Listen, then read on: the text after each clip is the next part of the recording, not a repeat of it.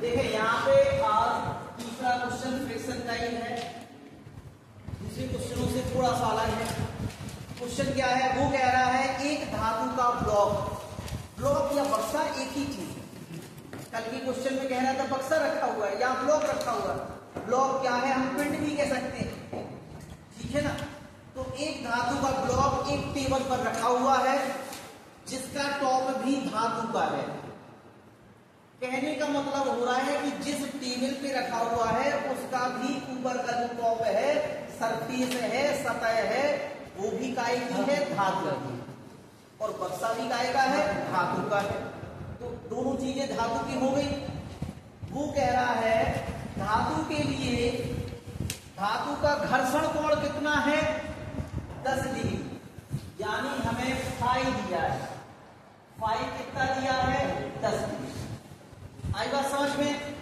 आगे कह रहा है यह पाया गया कि क्षैतिज से 30 डिग्री के झुकाव पर, 30 डिग्री के झुकाव पर, पहले तो हम बना दें, मान लो ये है टेबल का सरफेस, यहां पर एक ब्लॉक ये रखा हुआ, क्लियर हुआ।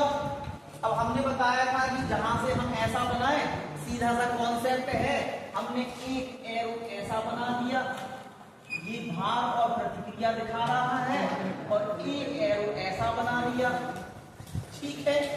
तो यहाँ पे आपका क्या आ जाएगा, आर, यहाँ पे डब्ल्यू, और इस बार धक्का दिया जा रहा है तो फ्रिक्शन यहाँ पे होगा, लेकिन किस डायरेक्शन में लगेगा भाई, हम यहां से इस बार क्या कर रहे हैं, धक्का दे रहे हैं। कितने पे, 30 डिग्री पे,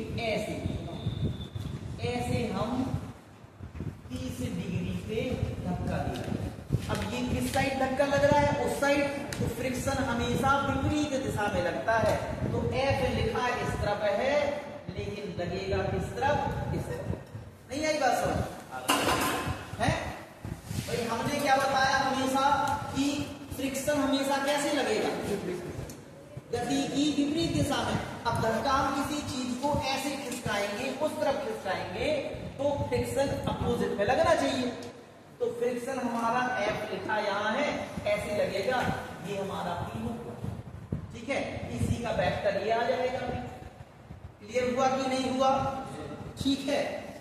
आगे क्या कह रहा है, 30 डिग्री के झुकाव पर 200 न्यूटन का धक्का ब्लॉक पर लगाया जा रहा है।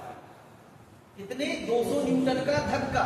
ये क्या है हमारा बल, यानी पी कितना दिया है, 200 न्यूटन। क्लियर हुआ। अब वो कह रहा है धक्का लगाने के लिए काफी है ब्लॉक को चलाने के लिए। अब ब्लॉक का भार ज्ञात करें। ब्लॉक के भार का मतलब क्या हुआ, डब्ल्यू ज्ञात करना है। क्लियर हुआ। यहां पर फॉर्मूला अभी तक क्या होता था, एफ बराबर म्यू आर और पी बराबर एफ। यहां भी पी बराबर एफ रहेगा, लेकिन जब थोड़े से कोण शामिल हो जाए, थोड़े से कोण शामिल हो जाए, तो पी बराबर क्या होता है फॉर्मूला, पी बराबर W sine phi upon cos phi plus alpha. आई बात समझ में। ये वाला फॉर्मूला यहाँ पे अप्लाई होगा। अभी सारी चीजें पहले के क्वेश्चन में क्या हो रही थी, क्षैतिज। सारी चीजें कैसे हो रही थी, क्षैतिज हो रही थी। बल भी हमारा क्षैतिज लग रहा था, तो फ्रिक्शन उसके अपोजिट में लग जा रहा था। भार प्रतिक्रिया बल के बराबर होता है। अब थोड़े से एंगल शामिल हो गए हैं, जो धक्का है वो क्षैतिज ना होके 30 डिग्री पे लगाया जा रहा है। क्लियर हुआ। तो इसमें फॉर्मूला कौन सा अप्लाई होगा, P बराबर W sine phi upon cos phi plus alpha. सारी वैल्यू हमें गिवन है, इसके हिसाब से रख देंगे। क्या हो जाएगा, P हमारा कितना है, 200। डब्ल्यू हमें निकालना है, साइन फाई की वैल्यू कितनी है, 10 डिग्री अपॉन कॉस फाई की वैल्यू 10 डिग्री और अल्फा की वैल्यू 30 डिग्री। ठीक है, सॉल्यूशन करेंगे भाई। अभी जो का जो लिखा है तो 200 W साइन 10 का मान कहां से निकालेंगे? कैलसी। डायरेक्ट तो नहीं पता है। और यहां भी क्या आ जाएगा? cos 40 degree. तो हम 40 डिग्री का भी मान कहां से निकालेंगे? कैलसी से। इनके मान निकालिए आप। साइन 10 डिग्री का मान निकालिए और cos 40 का कितना आया?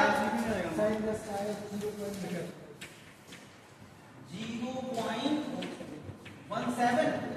ठीक है, cos 40 का निकालिए।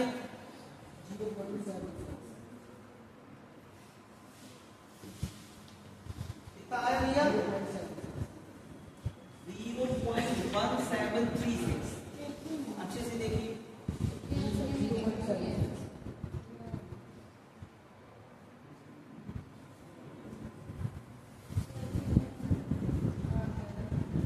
कितना आया है? 0.76। तो यह है पक्का। चलो इन्हें भेज देंगे। सही डब्ल्यू निकालना है, इसका भेजेंगे। क्या हो जाएगा? 200।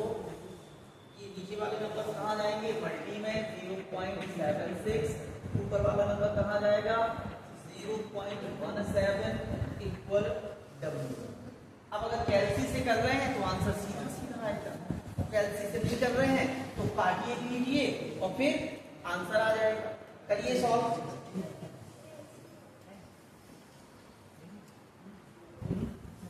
तो डायरेक्ट आंसर आ रहा है W बराबर 882.29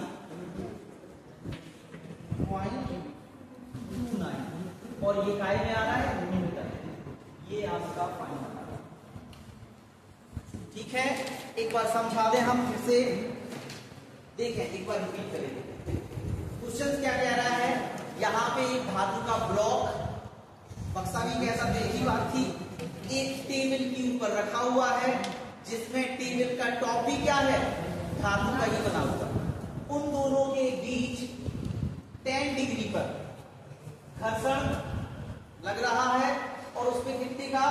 200 न्यूटन का बल उसे खिसकाने के लिए काफी। यानी 200 न्यूटन का बल लगाया जा रहा है, उससे वस्तु को खिसकाया जा सकता है। कितनी डिग्री पर? 30 डिग्री पर। 30 डिग्री पर बल लगाकर उसे खिसकाया जा सकता है। तो क्या करेंगे? हमें दिया क्या है? हमें फाई का मान कितना दिया है? 10 डिग्री। हमें पी लगाया गया बल कितना है? 200 न्यूटन।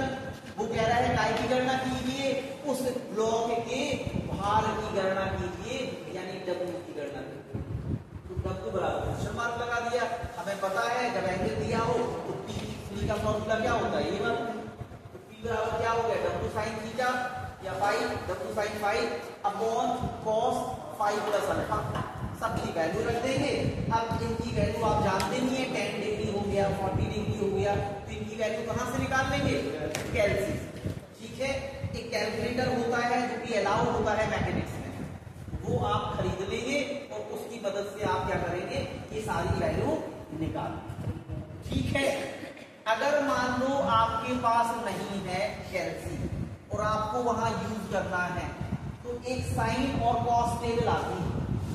फिर दूसरा ऑप्शन ये होता है साइन कॉस एक टेबल आती है तो आप एग्जाम में मंगाएंगे कि हमें साइन कॉस टेबल दे दो।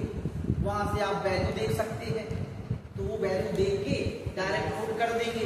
स्कूलों में जब कैलसी अलाउ नहीं होता है तो वहां से अलाउ क्या होता है? तो साइन टेबल अलाउ होती है। एक टेबल होती है जिसमें सारी डिग्रियों के मान होते हैं।